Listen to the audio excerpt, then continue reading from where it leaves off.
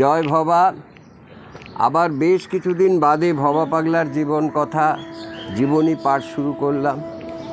প্রতিদিন কত অনুষ্ঠান থাকে, গান বাজনা বিভিন্ন জায়গায়, সেগুলো একটু লোককে শোনাতে হয়। গানের মধ্যে দিয়ে ভবা পাগলার শিক্ষা, তো সেটাই জীবন কথা। ভবা পাগলার শিক্ষার কথা, শিক্ষণীয় কথা ছড়িয়ে দেওয়ার জন্যই তো পাগল ঠাকুর আমার মনে হয় আমার মতন মানুষকে হয়তো এনেছেন, আরও অনেককে রেখেছেন, অনেককে দিয়েই কাজ করান, তবে হয়তো আমাকে দিয়ে সেই কাজটা করাচ্ছেন। যাই হোক, আজকে সকালবেলা আবার এসে এই সকালবেলা ভক্তদের মাঝে গান বাজনা করি। ভবা পাগলা কর্নার পাইকমারে এখানে একটা মন্দিরের মতনই হয়ে গেছে প্রতিদিন ভোরবেলার জন্য। তাই এখানে একটু শুরু করছি। আজকে আবার আগামী কদিন একটু জীবনী পাঠই করব। যেখানটায় শেষ করেছিলাম পরমগুরু ভবা পাগলা গ্রন্থ থেকে, এই গ্রন্থটি আমারই হাতে প্রকাশনা, তা সেই গ্রন্থ থেকেই পাঠ শুরু করেছি। সেই তো ভবা পাগলা চৌহাটের নদী ধারে কুমিরকে ভালো করলেন, শ্মশানে মশানে যেতেন। তা এই দেখে তার মা, বাবা গিরীন্দ্রমোহন, মা গয়া সুন্দরী, এরা সব ঠিক করলেন না, ভবেনকে আর রাখা যাবে না। হ্যাঁ, তার দাদা গিরীন্দ্রমোহন, তা মা বললেন, গিরিন, একে কলকাতায় নিয়ে গেলে হয় না? তা কলকাতায় একটা স্কুলে ভর্তি করিয়ে দিলে হয়। তা কলকাতায় গিরিন সাধুর তো মাঝে মাঝে গিরীন্দ্রমোহনের যাতায়াত ছিলই। তা এবার তিনি কলকাতায় এলেন। সেখানে মাতা গয়াসুন্দরী নিজেই দেবেন্দ্র ভবেন্দ্র পুত্রদ্বয়কে নিয়ে গিরীন্দ্রমোহনের সঙ্গে তার বাসস্থান এবং কৃপানাথ লেনের বাড়িতে এসে উঠলেন শোভাবাজারে। শোভাবাজারে কৃপানাথ সেন লেন আছে। এই অঞ্চলে ওদের আত্মীয় কুটুম্ব, চেনা জানা অনেক লোকের বাস। তাছাড়া বড় ছেলে পাটের ব্যবসা করেন কলকাতায়, তাই শোভাবাজারেই তার স্থায়ী বাসস্থান। বড় বৌমা রাধাকুণ্ডুও আছেন সেখানে, তাই অসুবিধে কিছুই নেই।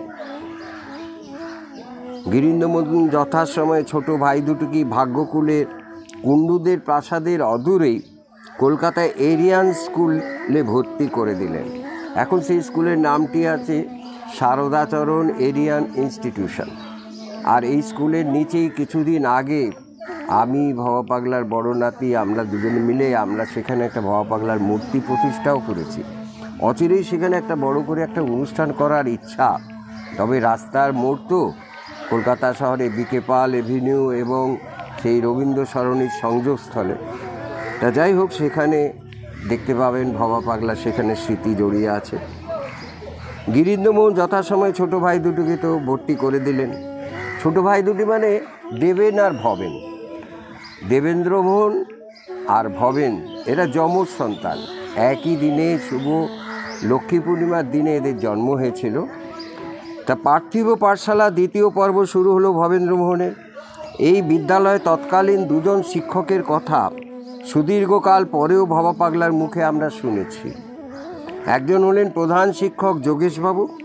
তার একটু পানদোষ ছিল, ছাত্রদের খুব মারতেনও তিনি।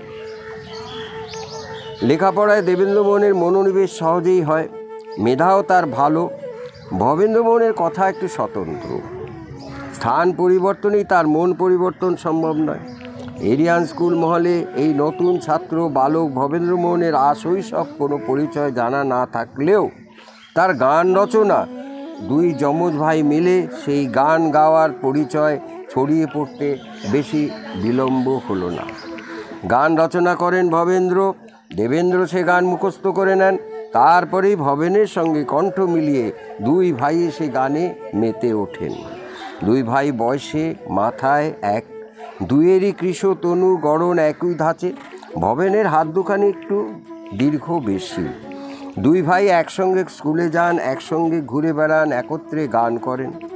স্কুলের বিহারি দারোয়ান তো রীতিমতো ভক্তই হয়ে উঠল দেবেন ভবেনের গানের এবং সে নিয়মিত শ্রোতা।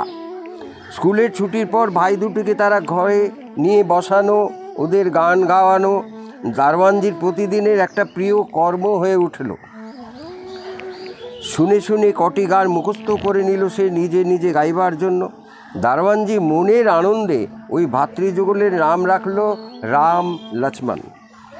এই নামে দেবেন ভবনকে ডেকে তার মনে সুখের উদয় হয়। কাছেই রয়েছে থানা। থানার পুলিশ মহলও রাম লক্ষ্মণের গানের প্রভাবে যথেষ্ট আকৃষ্ট কেন, প্রভাবিত হলো বললেও অত্যুক্তি হবে না। জ্যেষ্ঠ ভাতরা গিরীন্দ্রমোহন পাটের গুদামের দারোয়ানজিরও একই অবস্থা। ভবীন্দ্রমোহনের প্রথম রচিত এসো মা কালী শুনো মা বলি গানটি তার অতি প্রিয় হয়ে উঠল। ভবেনের আবেগভরা কণ্ঠে সে গানটি নিত্য শুনে যেন তার আশ মেটে না। দেখা হলেই ওই গানটি আর একবার শোনবার অনুরোধ বারবার সে করতে লাগলো। আর পাড়াপড়শি কথা এর পরের সংখ্যায় বলছি, আবার আগামীকাল আসবো পরের সংখ্যাটা নিয়ে, কেন বেশিক্ষণ শোনার ধৈর্য মানুষের থাকে না, তাই আমি 5-6 মিনিট করেই একটা এপিসোড প্রতিদিন দিচ্ছি। যারা নিয়মিত এপিসোড শোনেন আমার নামে অর্থাৎ গোপাল খেত্রী নামে সাবস্ক্রাইব করে দেবেন। ইউটিউবে প্রতিদিন পাগলের জীবনী শুনতে পাবেন। যারা চাইবেন তারা একটু ফোন করে বলবেন, তাদের আমি গ্রুপে নিয়ে নেব। ভবার হরবোলা মন্দির গ্রুপ আছে, সেই গ্রুপে তাদের ছেড়ে দেবো। গ্রুপটা রোজ দেখলেও হবে। যাই হোক, আজকে এখানেই শেষ করছি। জয় ভবা, সবাই ভালো থাকবেন।